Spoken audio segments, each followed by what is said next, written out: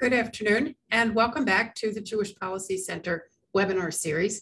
I am Shoshana Bryan, Senior Director of the JPC and your host. As many of you know, we had 3 programs last week dedicated to better understanding the Russian war on Ukraine.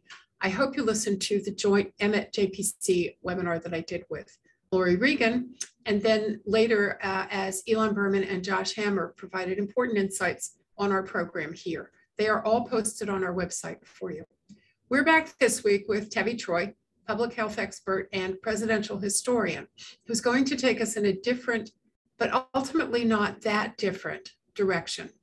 A history of the result of anti-Semitism and the expulsion of Jews, and policy going forward against anti-Semitism. The situation in Ukraine has given rise to a large number of refugees, including Jews, not out of anti-Semitism, it seems, but yet Jews are being forced to leave. Tevi reminds us that countries that have expelled Jews or encouraged them to leave usually learned that things got worse, not better, after the Jewish populations departed. We have 2 commercials for you before we get to the program. First for the JPC, and second for 2 books that you should read. The JPC was established in 1985 as a 501c3 organization providing analysis of both foreign and domestic policies. You can find us on our website at jewishpolicycenter.org. We support a strong American defense capability, U.S.-Israel security cooperation, and missile defense. We support the legitimacy and security of Israel against anyone who would deny them. As an organization that sits slightly to the right of center, the JPC advocates for small government, low taxes, free trade, fiscal responsibility, energy security, anybody for energy security these days, as well as free speech and intellectual diversity. Now your second commercial. 2 books. The first is Tevi Troy's Shall We Wake the President? 2 Centuries of Disaster Management. I wrote once that the title is a little bit of a fraud at the end of the day, because the book is not really about presidents or disasters. It's about me and you and us and how we relate to national crises as individuals. It was published well before COVID, but it addresses the issues that COVID raised for us as citizens. And these are, I think, issues that may arise again, unfortunately. The second book is his current one, Fight House, Rivalries in the White House from Truman to Trump, named one of 2020's top political books by the Wall Street Journal. Fight House is about White House staff and its role in public policy. There was no real White House staff until a 1936 committee report dealing with FDR's New Deal administration. And the report said, the president needs help, suggesting 6, just 6, executive assistants who would, quote, remain in the background, issue no orders, make no decisions, and emit no public statements. It would be, according to the committee, possessed of high competence and a passion for anonymity, end quote. Stop laughing. And please read both books. They are historical, they are important, and they are very timely, as is today's guest, Tevi Troy.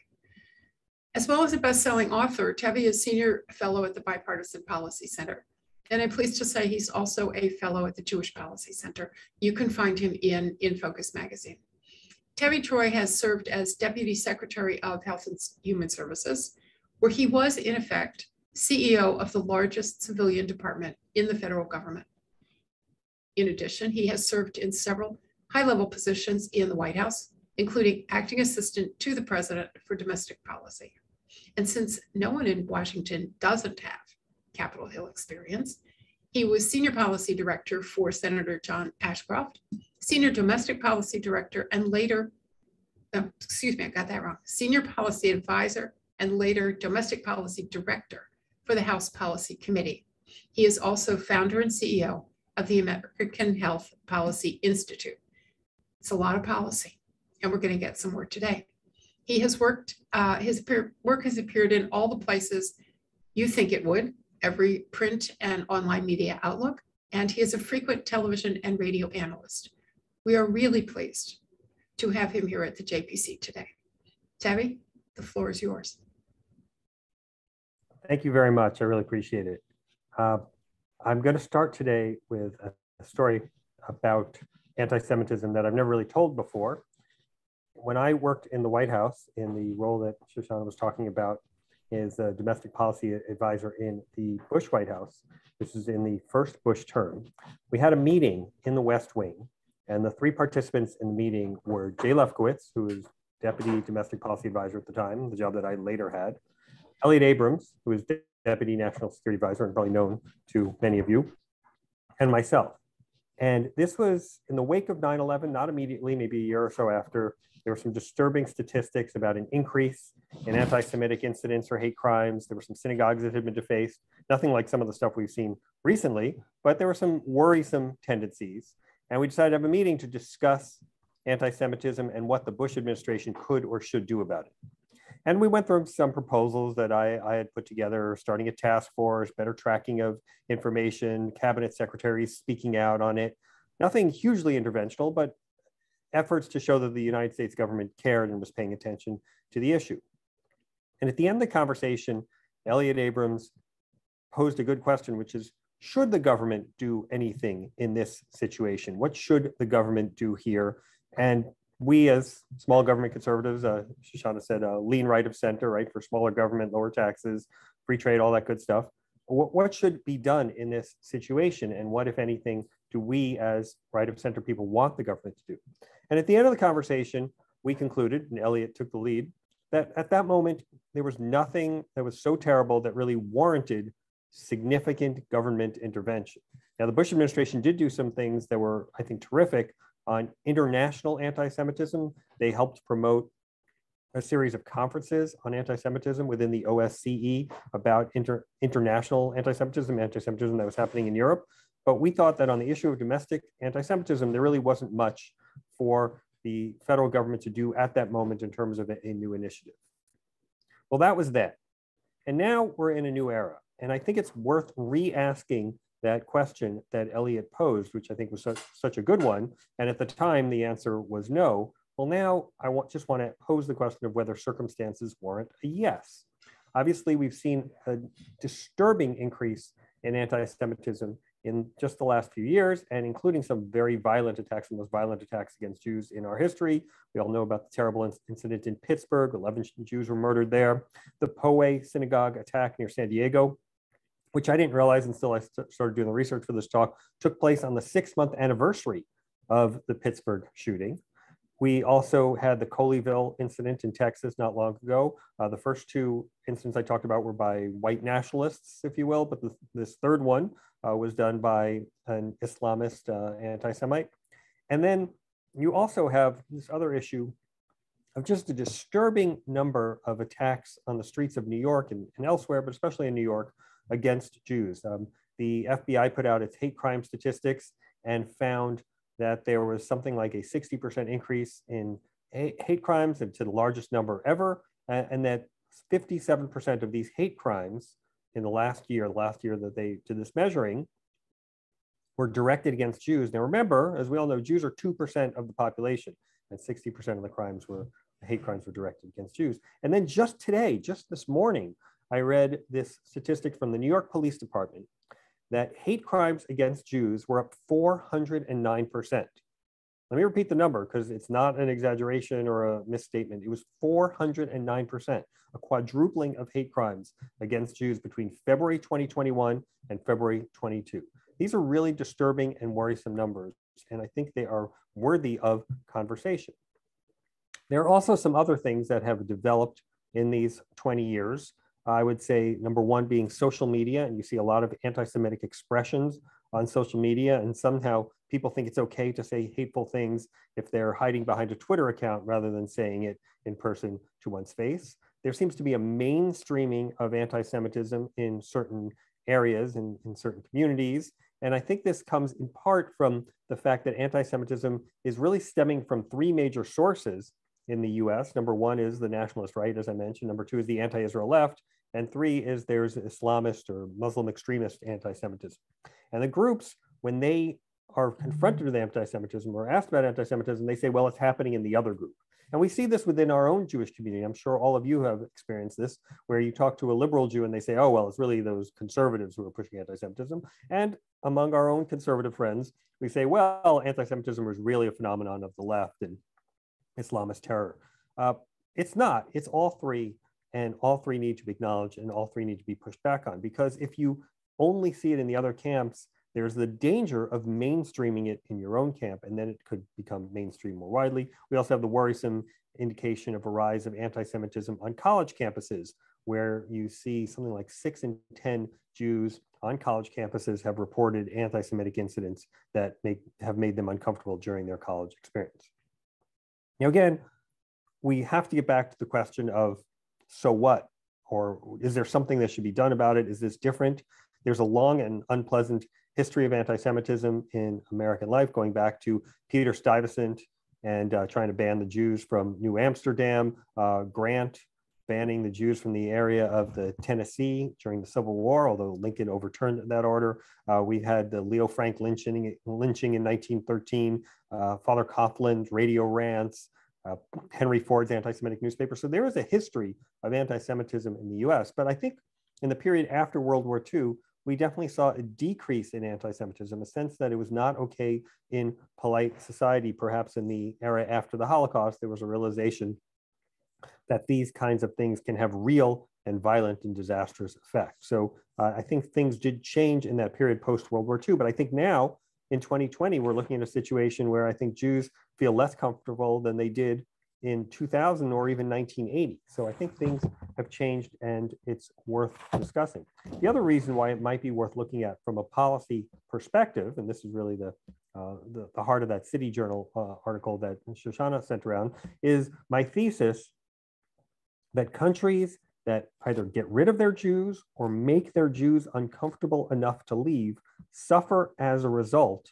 And it is revealing something problematic in those societies, and also creates a situation where those societies end up in some ways being hurt worse than the Jews. Not in all cases, obviously. In the Holocaust, Germany was harmed by getting rid of its Jews, but the 6 million Jews they slaughtered were damaged as well. So let's go back a little bit in time there. I have in the City Journal article a host of examples. I'm not going to go through all of them, but one of the ones I like to talk about is the Spanish expulsion of the Jews in 1492. Spain was a world empire at the time, a very powerful country, and they got rid of their Jews, and in doing so, they got rid of a lot of their talent. And I have this great quote in the article from some of Spain's Christian allies who were concerned about the rise of the Ottoman Empire and the growth of Muslim power in Europe. And a Venetian diplomat named Giovanni Sorzano said, in expelling the Jews, do you know what it may cost you in years to come? Who gave the Turk his strength? Or where else would he have found the skilled craftsmen to make the cannon, bar, shot, sword, seals, and bucklers, if not among the Jews expelled by the kings of Spain? And so there was a sense, even among European nations at the time, that Spain had done itself damage by getting rid of the Jews. Now, moving forward to the 20th century, obviously I mentioned the case of Nazi Germany, but let's go a little back earlier to Russia. And I know Ukraine's in the headlines today and Russia's in the headlines today. But in the period between 1903 and 1906, there were over 300 pogroms in Russia.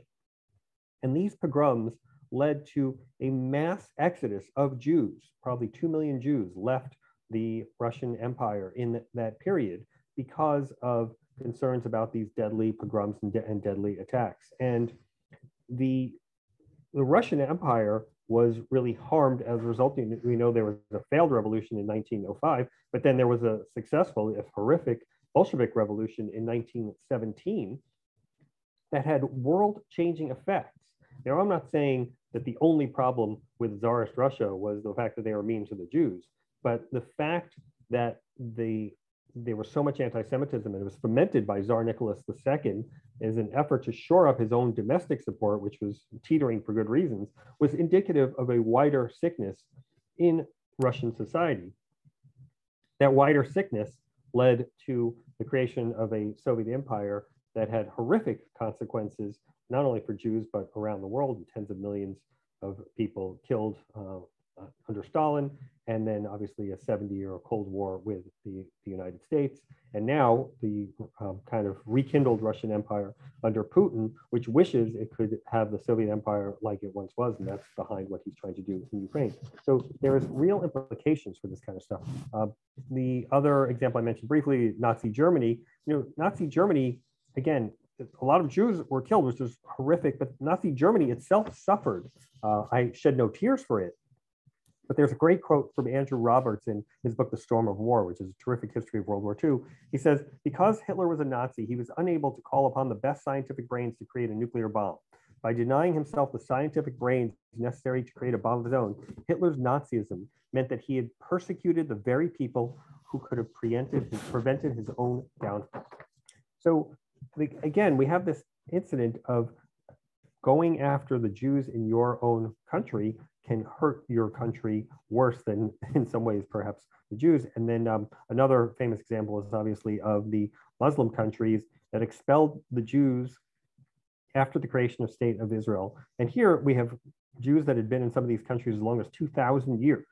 And we're talking about the Jews of Tunisia and Egypt and Iraq, and they were all expelled or made to leave in that period after the creation of Israel. 800,000 Jews left. Many of them went to Israel, and we all know how vibrant Israel is today.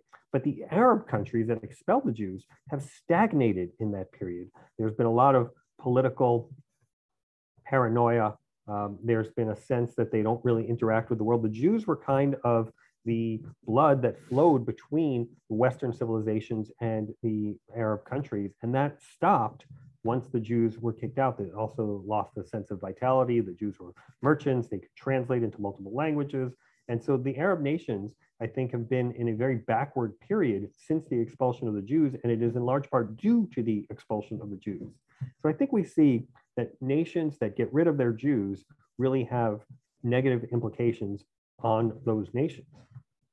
But I will just add that we might dismiss this to totalitarian or authoritarian or non-Western societies, but that is not the case, because I also tell the story of what happened in Canada. In the 1970s, you saw the rise of the Quebecois in Quebec, and they were very anti-Semitic. They made the Jews very uncomfortable. 10,000 Jews left Montreal for Toronto in that period. And a lot of top Montreal businesses left for Toronto. And at the end of the period, we now have a situation where Toronto is really the leading city of Canada in a way that Montreal was in the past. Toronto is the lead city for Jews also, but also economically and politically. And so Canada had one of its own provinces hurt itself. Again, Jews were not kicked out of Canada, but the movement of Jews from one area in which they were not welcome to an area in which they were more welcome led to a situation where the area that was more welcoming benefited and the area that was less welcoming suffered. And I could potentially see this in the US. I know the US has been a happy home to the Jews, and I'm very grateful and very patriotic as an American. But I could see a situation where Jews in New York say, you know, I'm not comfortable here. The police department is not prosecuting people who commit these hate crimes. Remember, there was a 409% increase in hate crimes between February 21 and February 22. The police are not taking care of this. They're not protecting me. Maybe I'll move to Florida. Maybe I'll move to Texas. Maybe I'll move to a place where I am more comfortable and better protected by the local government. And that could have real implications. We're already seeing a huge movement of people, many of them Jews, from the Northeast, from blue states like Connecticut, New York, New Jersey, and they're moving down to Florida. Florida is seeing a real boom. I'm not saying this is all due to anti-Semitism, but anti-Semitism might be a consideration in some of these people leaving the New York and New Jersey areas as they're going to a happier climate in Florida, not just in terms of the weather, but in terms of the political atmosphere that they find there. So I think that what I'm trying to say is that there are real implications of anti-Semitism being unchecked. And if Jews are made to feel uncomfortable, they could leave to go to other places. And I think that leads to the next thing that I want to talk about, which is if we see that there are real problems of anti-Semitism that have a policy impact that are worth looking at from that perspective, again, not just from the Jewish perspective, obviously as Jews, we don't want anti-Semitism, but from the broader society, if we see that there's a policy challenge, we should look at what the things the US government might want to do to see if any of those are helpful and could advance the cause, not just of Jews, but of America itself and Western civilization itself. And I think the real difference between the US and all these other governments I've been talking about is in all these other cases, and really dating back 3,000 years to Egypt when Pharaoh was throwing Jewish babies in the water, today we have not a government that is trying to foment anti-Semitism against the Jews or carry out anti-Semitism, but the US government, I think, wants to help. The US government is interested in ways that they can protect the Jews in their borders, in its borders. And I think there's a broader, obviously there are some anti-Semites in society, but the broad swath of society, I think, is much more interested in protecting Jews in our domain rather than persecuting them. And I think that is a potential benefit and something to look at when we're trying to come up with some solutions. So let's talk about some of the solutions that generally kicked out. One is the creating a definition of anti-Semitism. This is something that our friend Ken Marcus has been in the lead of when he was working in the Department of Education. And the idea is to create an official definition of anti-Semitism. And in the Trump administration, they actually carried out an executive order to make US agencies accept that definition. Right now, the definition is the State Department's definition, and we use it to seek out anti-Semitism abroad. But if it becomes a domestic definition, it allows the agencies in question to pursue anti-Semitism wherever it may manifest, and perhaps win judgments against them or convictions against people who engage in it. Another is to look at anti-Semitism within the context of civil rights violations. We have Title VI, and it does civil rights protections for various groups and find ways to protect them. Maybe we look at anti-Semitism in that sense.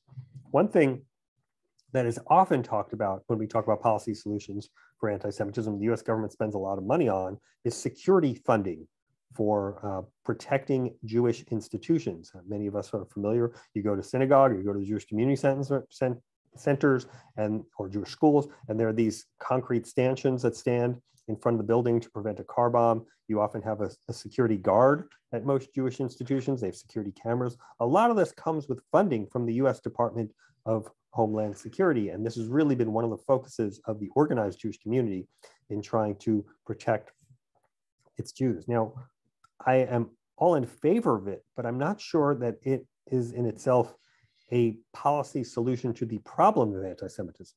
It's a way to protect people from anti-Semitic violence, but it doesn't really get at the root cause. And in some ways separates Jews and makes Jews more stand apart, in that you can go to the church down the street and you walk right in, and you go to the synagogue and you have to go through all the layers of security. Why are the Jews behind these protected walls when the rest of other religious groups and other non-religious groups just can face America without these kind of guarded castles? And so it could potentially lead to more of a separation from Jews than everybody else. But still, it's necessary in an environment where it's dangerous, potentially dangerous, to go to synagogue or a Jewish institution. There's often talk of hate crimes data, more compilation of hate crimes data. I gave you a couple of sources. The New York Police Department and the FBI both collate this kind of information. And then prosecution of the people who engage in these activities from a hate crimes perspective. Now, I myself am a little leery of hate crime statutes, because if I am to hit someone or hurt someone in some way, should the punishment be greater because that person was Jewish than if the person was not Jewish? I mean, the crime is the hitting someone. So I don't know about prosecuting the thought crime of hitting someone because they are a certain religion or a certain race. So that's something that's worth talking about. Another is kind of a positional approach. We do have a US envoy for anti-Semitism. This person deals with anti-Semitism abroad. It was Elon Carr in the last administration. And I think that's a good thing that we have that position. And I think they do good work in trying to prevent anti-Semitism around the world. But there's some thought, it's kind of like the CIA, FBI. The CIA is only allowed to operate abroad, and the FBI operates domestically. The envoy operates internationally, not domestically. We could make the envoy operate domestically, or we could create a new position, perhaps, I don't know, at the Domestic Policy Council, someone who looks at the issue of anti-Semitism, and that is their brief. Now, one idea I really like, and I've got to give my friend John Podhoretz, the editor of Commentary, credit for this one, is just take a more basic law and order approach. He says the Jews are canaries in the coal mine. And that in 2017 and 2018 is when we started to see this increase of kind of random hate attacks on Jews in the streets of New York, especially the streets of Brooklyn, against people in Hasidic garb. And he said that kind of preceded a general lawlessness that we began to see around 2019 and 2020. And at the heart of it is a sense of prosecutors that don't want to prosecute, and a liberal philosophy that does not want people in jail for crimes, and police who are afraid to prosecute criminals or go after criminals, so they take a more hands-off approach.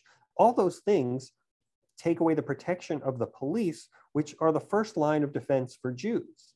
And I would want to issue a stark warning to any liberal Jewish organizations who promote some of these anti-police policies, because police are what we need as Jews really to protect ourselves. And so I think we need to think very carefully about that. Just a more basic law and order approach not only might reduce crimes in our cities, but it also will reduce anti-Semitic attacks, because people know the streets are being monitored and people who engage in these behaviors will be prosecuted and put in jail.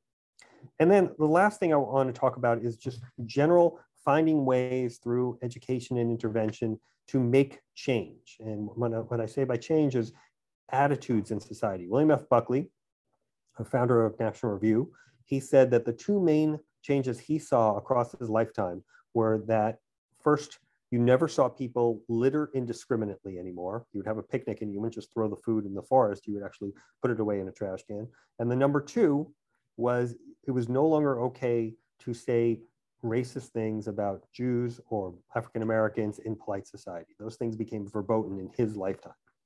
And I think we need to work on ways of finding, of facilitating that more, of making sure that we're not allowing the mainstreaming of anti-Semitism within the conservative movement, the liberal movement, within the Islamic world. And I think there we really need spokesmen in each of those groups to speak out against the anti-Semitism that happens in those groups, because they're the ones who will have the most credibility in pushing back. And then the last thing I'll just say, this is more of a grab bag, is some kind of menu approach. You know, the National Council of Jewish Women has a menu where they talk about some combination of all these. Ilan Carr recently testified before Congress, and he talked about some combination of these. Maybe it's not just one solution to the problem, but a multi-step way of looking at it. And so I think that this last one of just finding a way to change attitudes in society is to me the most important. It's not easy to do. I'm not sure there's a government program to do it. And in fact, one thing we found is that often government entities that are designed to try and get rid of discrimination often foster discrimination. One example you hear is of these DEI, diversity, equity, and inclusion groups on campus.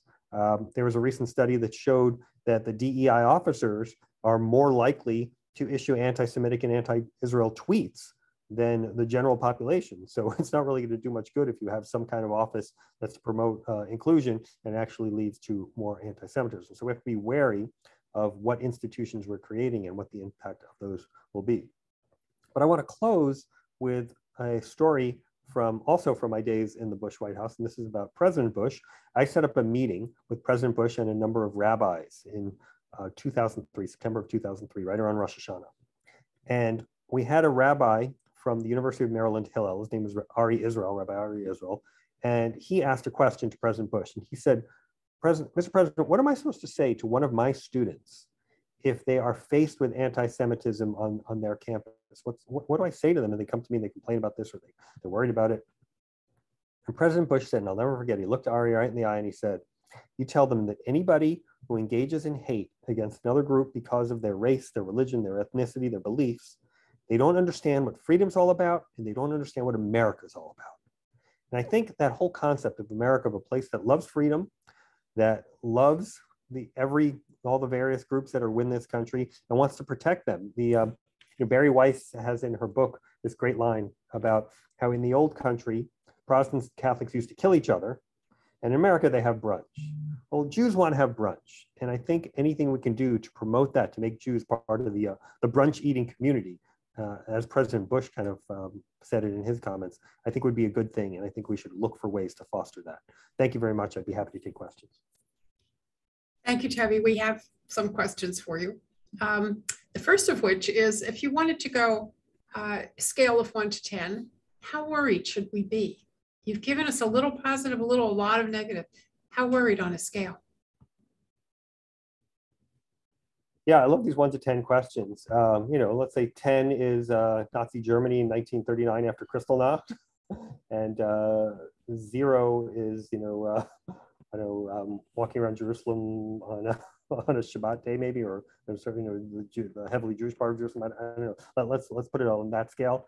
I would say I was in the 1 to 2 range 10 years ago, and I'm now in the 4 range.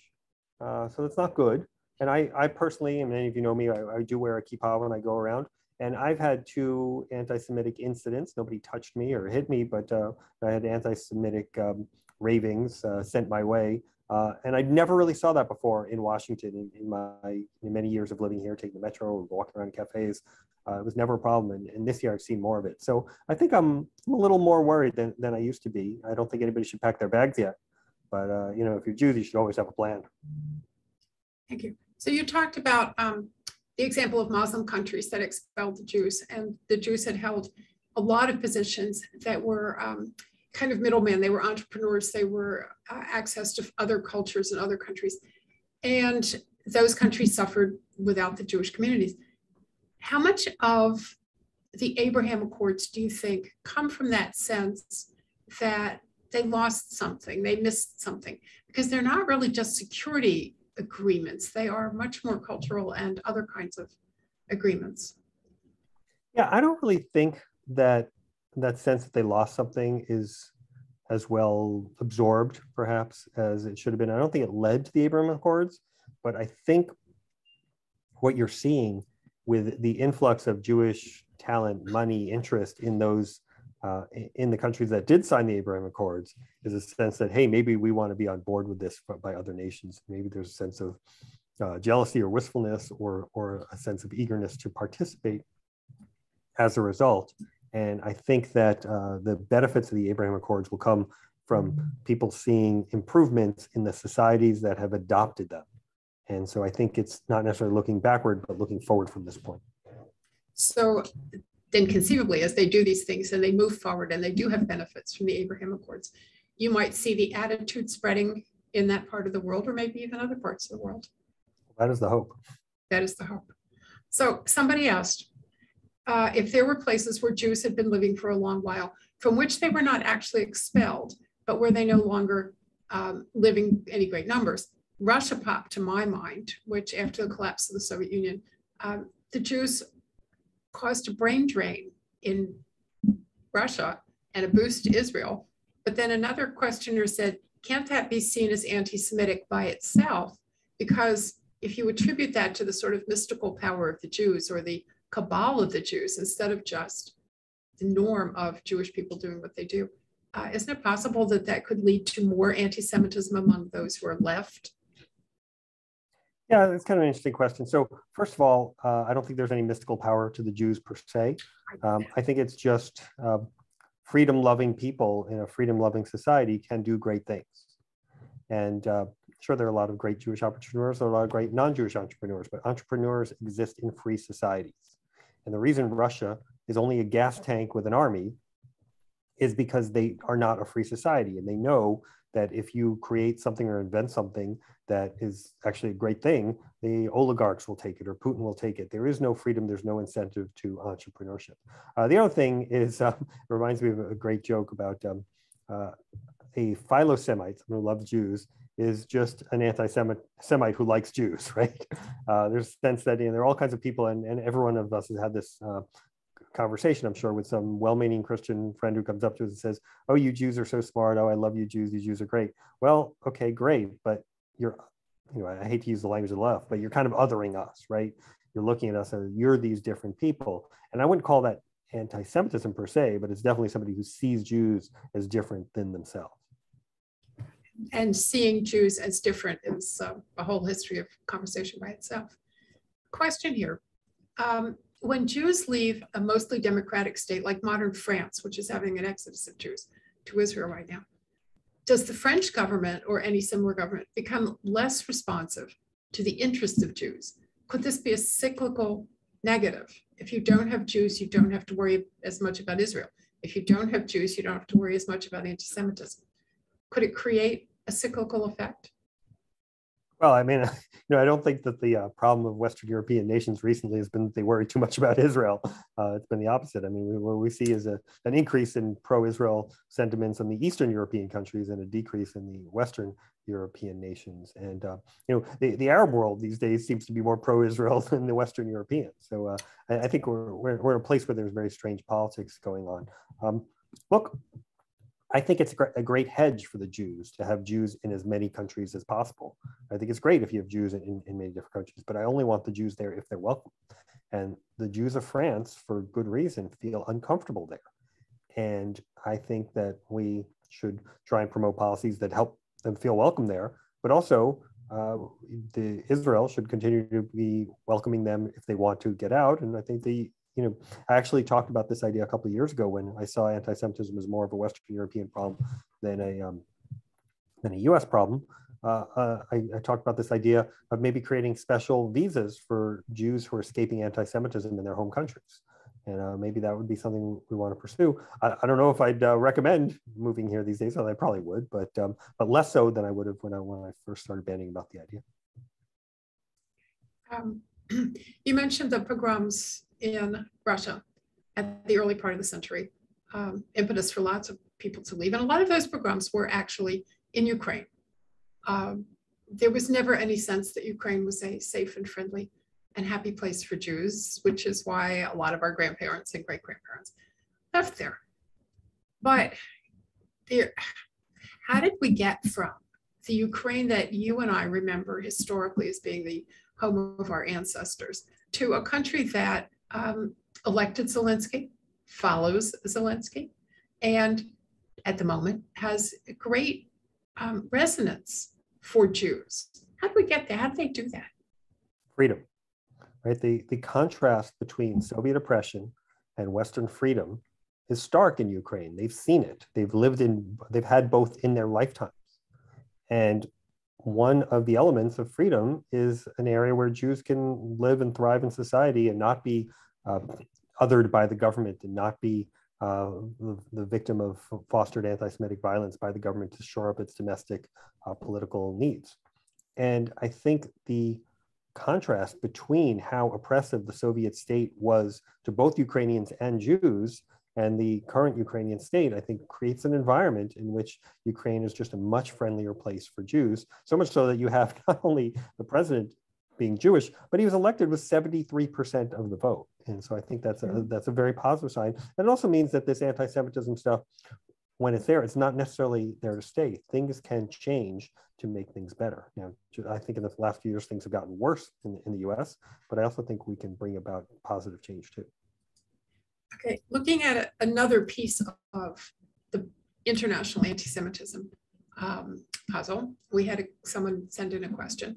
To what extent is the anti-Zionism of the American left, and maybe the international left, as exemplified here by the squad in the House or Bernie Sanders in the Senate, to what extent is that a gateway drug, if not a disguise for anti-Semitism? What's that line between anti-Semitism and anti-Zionism? Yeah, Natan Sharansky has this great paradigm where he talks about the difference between when you can tell when someone's just hating Israel and when they're hating Jews. And he talks about demonization and double standards. I think he calls it the three or four Ds. But when you're not just looking at Israel like another country and focusing on it in a way that you don't focus on other countries, and you demonize Jews as others or demonize Israelis as others, then you're really going over the border to anti-Semitism. And so while I disagree with AOC and her effort to defund Israel and not to give the funding for the missile systems to Israel, which she eventually didn't vote for and had to cry, had to break down and cry. I don't think that in itself is anti-Semitic. But when Ilhan Omar says it's all about the Benjamins, baby, that is anti-Semitic. So there's a line, I think it's discernible. I think you can't just shrug your shoulders and say, well, anti-Israel, we can't call any criticism of the Israeli government anti-Semitic and it's all okay. It's not all okay. Some of it is within legitimate political discourse, some of it is political, and some of it is anti-Semitism and should be called out.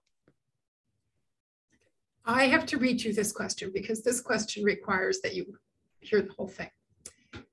All of this sounds defensive. I like Tevi Troy, but I am not hearing anything about a muscular assertion of Jewish pride in the US and a vocalization that we will not take crap from the left or the right or Philo-Semites.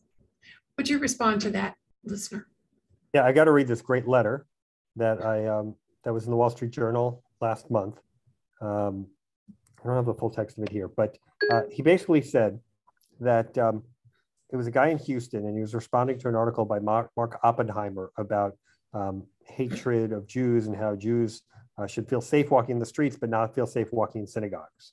And this guy said, "We in our red states are not like you cowering blue state Jews. We have guns, we have special forces training, and people come for us, we'll be ready." So, I do think should be a muscular assertion by Jews of the fact that they're not going to take crap. As I think this conversation should have made clear, I'm leery of getting the government involved in this. I don't necessarily think government involvement leads to better solutions, but I think we as the Jewish community should be thinking about what we should be doing. And, I'm not necessarily somebody that cites Americana all the time, but every Jew at 22 is his line. I got to give him credit for it, even if I'm not always going to cite him. But this idea that Jews should be ready to push back, I think, is something that that we can all embrace. And I think that I do think that the Jewish community absolutely has responsibilities here, and we shouldn't just go whining and moaning to the federal government. But if the federal government is going to get involved, I want to put on my policy hat and say, as a policy expert, what should the federal government, if anything, be doing? So, so this goes alongside of, but not in the middle of that last question. Someone asks if you would discuss the connection between Black Lives Matter and its 13 principles, critical race theory, and wokeism in the rise of anti-Semitism. Are those contributing factors? Yeah, it's a good question, but you also have to be careful because there's a lot of sensitivity in these issues, and you just have to think about how you address these issues. But I definitely think there's anti-Semitic elements in wokeism, and it makes me very uncomfortable. I already mentioned the diversity, equity, inclusion officers at these various schools who are going to be more apt to engage in anti-Semitic social media posts. And so I think it's a problem that needs to be addressed. Now, I think one problem that we face is that anytime anyone questions some of these programs, they say, "Oh, look, you Jews are against diversity." And I don't think it's that simple. I mean, for diversity, but I'm also for intellectual diversity. I'm for diversity that includes Jews. I'm for diversity that doesn't other people, certainly not Jews, not other people. So I just think that the language has gotten so out of hand from the left in the last couple of years, but also their hysteria and not letting anybody have rational arguments about it just makes it a difficult issue to address. Thank you. Here is a person who says, actually, the government increases the rate of anti-Semitism when there isn't enough economic hope or given unreasonable mandates or otherwise making people angry with the government. And that has an impact on the rise of anti-Semitism. Is that part of the story too? I think that the government doesn't necessarily create economic problems, or a government should not be counted on to solve the economic problems. I think the markets should, and a free enterprise system should create the greatest wealth for the greatest number of people. And I think that the government often, when they get involved in these kinds of things, they exacerbate problems, they don't solve the problems. And so I have some sympathy for what the questioner is saying, in that I really, we shouldn't be counting on the government to save our hides when there's trouble. But there are some basic law and order principles, right? That the government is supposed to create law and order. It's supposed to put away malefactors, it's supposed to punish people who harm others. And so I see the government in that role, not in the role of big brother governing what everybody thinks. I'm not sure that was her point. I think her point was more that when economics go bad and people are paying $7 at the pump, or there's no bread on the shelves, that there is a tendency for people then to do the blame the Jews thing. And so to the extent that governments create policies that give us economic difficulty, so it's a step removed. She's not saying that the government is or isn't responsible, but rather when life becomes difficult and people need a scapegoat. Isn't that historically the role that Jews have played for an awful lot of people? Absolutely, scapegoating is something that happens to the Jews, especially in difficult and problematic times. But I would say that we're trying to get past that. And I think we saw some promise in the period between, let's say, 1960 and 2010, where Jews were, I think, more fully embraced in American society. And I think polls would show that when you're asked which group you admire the most, Jews usually came up on top, not on the bottom. And so I think that Jews have had a happy home in the United States of America, happier in the last 50 years or so. And I want to keep that going. And I want to make sure that scapegoating, I don't think scapegoating is a good thing when it happens to anybody, but I also want to make sure it doesn't happen to the Jews. So we're coming to the end of our program, and we need a last question. And I would agree with you that we like it here. We want to stay here. We want it to be a good place for us. This is what our families hoped for, and this is what we got. But doesn't all of this also tell you that Israel is an absolutely necessary part of the Jewish people? Because when there's nowhere else to go, there is Israel to go. The Ethiopians have gone. Now the Ukrainians are gone. The Russians are going. The Holocaust survivors are going. Is part of the reason to have an Israel, as much as we like to have Jews in good countries, that in the back of our minds, it may not always be this way.